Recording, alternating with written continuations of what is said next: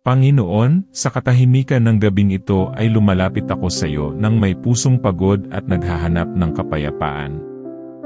Habang ang mundo ay unti-unti nang tumatahimik at ang gabi ay dahan-dahang bumabalot sa paligid, nais kong ilapit sa iyo ang lahat ng laman ng aking isip at puso.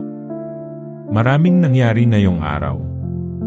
May mga sandaling ako ay naging masaya, ngunit mayroon ding mga oras na ako ay nasaktan, napagod at nanghina. Kaya bago ako pumikit at magpahinga, nais kong ipaubaya muna sa iyo ang lahat ng aking dinadala. Panginoon, alam mo ang mga bagay na bumabagabag sa aking isip kahit hindi ko ito sabihin. Alam mo ang mga problemang pilit kong tinataguan. Alam mo ang mga luha na tahimik ko lamang pinupunasan. Alam mo ang mga sakit na hindi ko maipaliwanag kahit kanino. At sa gabing ito, hindi ko na nais magkunwaring malakas. Hindi ko na nais itago ang aking pagod.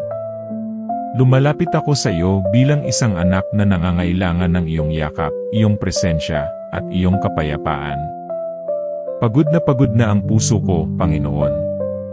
May mga pagkakataong sinusubukan kong maging matatag para sa lahat. Ngunit kapag ako na lamang mag-isa, doon ko nararamdaman ang bigat ng lahat ng aking pinagdadaanan. May mga tanong akong hanggang ngayon ay wala pa ring sagot. May mga pangarap akong tila unti-unting lumalayo. May mga pagkakataong natatakot ako sa hinaharap at hindi ko alam kung ano pa ang mangyayari bukas. Ngunit sa kabila ng lahat ng ito, pinipili kong lumapit sa iyo ngayong gabi. Bigyan mo ako ng kapayapaan sa gabi, Panginoon.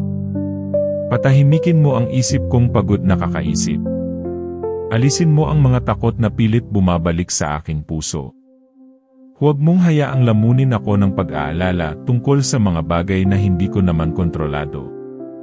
Turuan mo akong magpahinga hindi lamang sa pisikal, kundi pati sa emosyonal at espiritual. Nais kong maramdaman na ligtas ako habang ako ay nasa iyong presensya.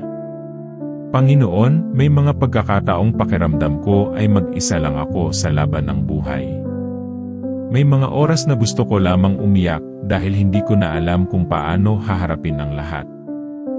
Ngunit salamat dahil sa bawat sandaling ako ay nanghihina, nandyan ka upang alalayan ako.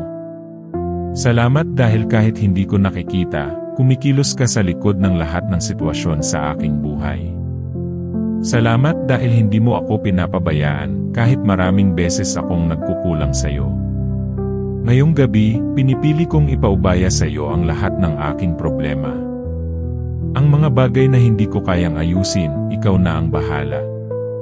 Ang mga pintuang dapat buksan, ikaw na ang magbukas. At ang mga bagay na hindi para sa akin, tulungan mo akong tanggapin at bitawan ng may kapayapaan sa puso.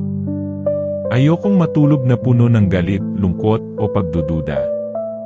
Nais kong matulog ng may pananampalataya at pagtitiwala sa iyo.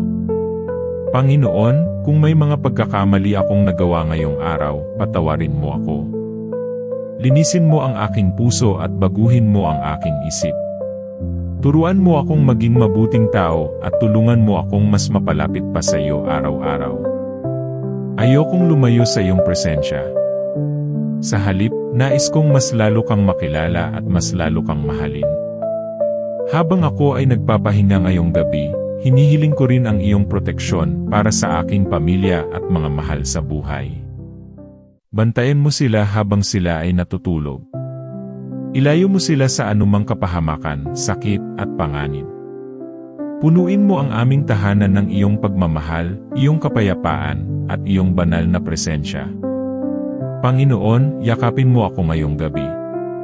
Sa mga sandaling gusto ko nang sumuko, ipaalala mo sa akin na may dahilan pa para magpatuloy.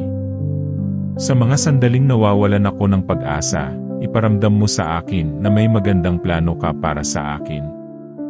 At sa mga sandaling pakiramdam ko ay hindi ako sapat, ipaalala mo sa akin na mahal mo ako at hindi mo ako iiwan kailanman. Habang ako ay pumikit at unti-unting magpapahinga, nais kong isuko sa iyo ang aking bukas. Ang aking mga pangarap, mga plano, at mga alalahanin ay inilalagay ko sa iyong mga kamay. Ikaw na ang manguna sa aking buhay. Ikaw na ang gumabay sa bawat hakbang ko. At ikaw na ang kumilos sa mga bagay na hindi ko kayang kontrolin. Sa gabing ito, pinipili kong magpahinga sa iyong mga pangako. Pinipili kong maniwala na kahit hindi ko nakikita ang lahat, kumikilos ka para sa aking ikabubuti. At habang ako ay natutulog, alam kong ikaw ang nagbabantay sa akin. Hindi ka natutulog. Hindi ka napapagod.